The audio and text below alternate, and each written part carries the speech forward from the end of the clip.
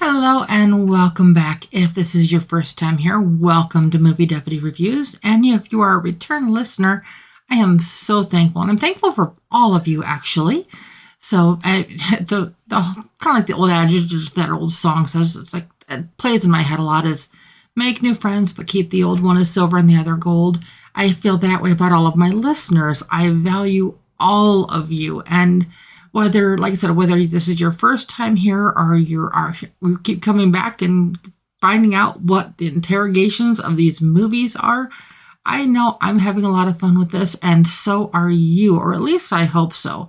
I get a lot of mixed feedback on everything, and I always say it's like I don't try to please everybody because that would be absolutely impossible. So I stay true to the deputy scale, and I just talk to you as if I was describing these movies to my best friend, because I want to just put it out there, and I want to get deep into like who the target audience is and if this is appropriate for children or not, hence the guilty or the innocent rating. Innocent is safe typically for 12 and below, and guilty is typically safe for 13 and above, unless I specify with a little more detail during the interrogation, or aka the review of this. So today we are going to be jumping into a movie that has a new version of it coming out later this week.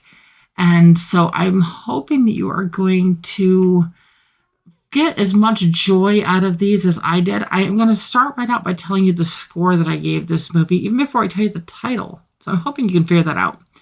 The score that I did give this movie is a 7 out of 10 on the deputy scale, and this one definitely has an innocent rating, by far an innocent rating. Now, that being said, this is not a movie that is simply just for kids. This is truly one of those movies that is good for all ages, and thankfully so have been the sequels to this.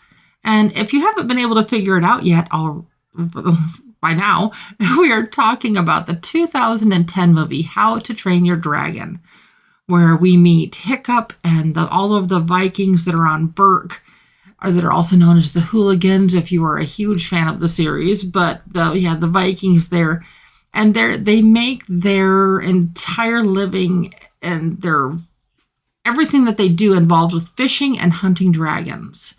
Now, why do they hunt dragons? Well, because the dragons affect how many fish and stuff that they can catch, and that's part of their livelihood is the fishing, and so hence part of that is the dragons. So how many more times can I say so? Sorry. But so the whole thing with their culture is when the kids and stuff get of age, they go into this training thing, dragon training, and they learn how to hunt the dragons, and so they learn all the different maneuvers and things that they have to do to beat the dragons. And that's kind of where the problem starts, is there is one Viking who just doesn't seem like he can fight a dragon. And that is Hiccup. Everything in him tells him that hunting dragons is wrong. Killing dragons is wrong. But he wants to learn everything that he can about them. So he starts studying the dragon manuals, and he just immerses himself into it, and he works and he tries to work in the local blacksmith shop and tries to help. But Hiccup is Hiccup, and his name is very fitting, as most of the things that he tries to do are hiccups, because he just doesn't seem to be very coordinated or very successful at a lot of the things that he starts to do or tries to do. And so here you have this really awkward kid, and he's at the age where he's supposed to learn how to hunt dragons. And then you add into the fact that his dad is the chief of the village. So not only does he have all the pressures and everything that comes with being a teenager, basically, in puberty, but then he has to live up not only to the standards of what is expected of him at that age, but so with his dad being the chief, it kind of puts a whole different level of responsibility on his shoulder. So he decides to dig into the whole thing with dragons more, and so he decides to build this net or net shooter launcher thing that he decides to just try out. And when it accidentally goes off, he ends up catching a dragon. And it's not just any dragon. It's the only dragon that no Viking has ever seen. It's the night fury. And only he doesn't realize that he has caught this dragon yet. And so he decides to go out to see what he caught and because he's like, okay, I can do this. And he's going there and he's getting ready to kill this dragon. And he can't. And don't worry, that's not spoiling anything. That's not spoiling anything at all. But if you are at all familiar with the series, you guys know who Toothless is. Well, before Toothless was Toothless, Toothless was a night fury that was just as scared of humans as Hiccup was of him. And so slowly and surely Hiccup gains his trust. But the thing is, when Hiccup caught the night fury, when he caught Toothless, something happened. And Toothless can never quite be on his own completely ever again because of an injury.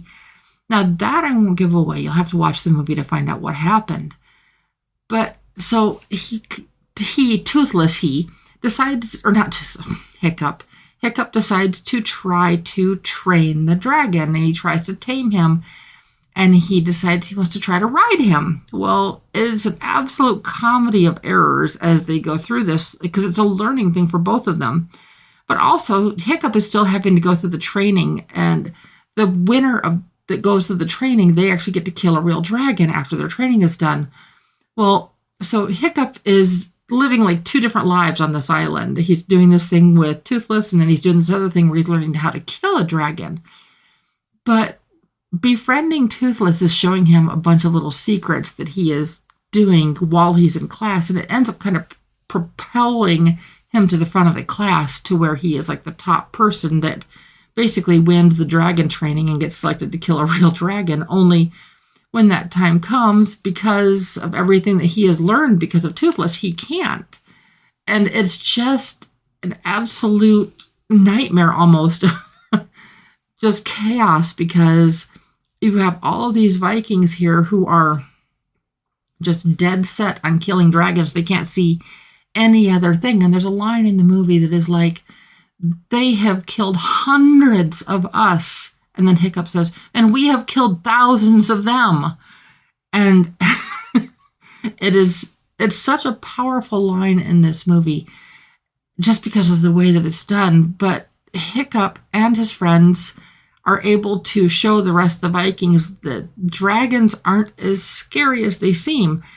But the thing is, on top of what the Vikings do with the fishing and the killing dragons, there has always been a quest to find the nest. Find out where all of these dragons return home to. That is something that the Vikings have been searching for centuries. They've been trying to hunt these dragons and find their nest, literally for centuries. And because of now some of the dragons being tamed and things like that, to be able to ride them and be able to guide them and everything, well, it gives the Vikings a chance to be able to find the nest. And that, how do I want to put that? I can't give too much without giving it away. But once they do end up finding the nest, and once they get there, there is something that they do not anticipate. And this single surprise is going to change everything for not only the dragons, but for the Vikings as well. Now, does this movie have a happy ending? Not necessarily in the way that you might think.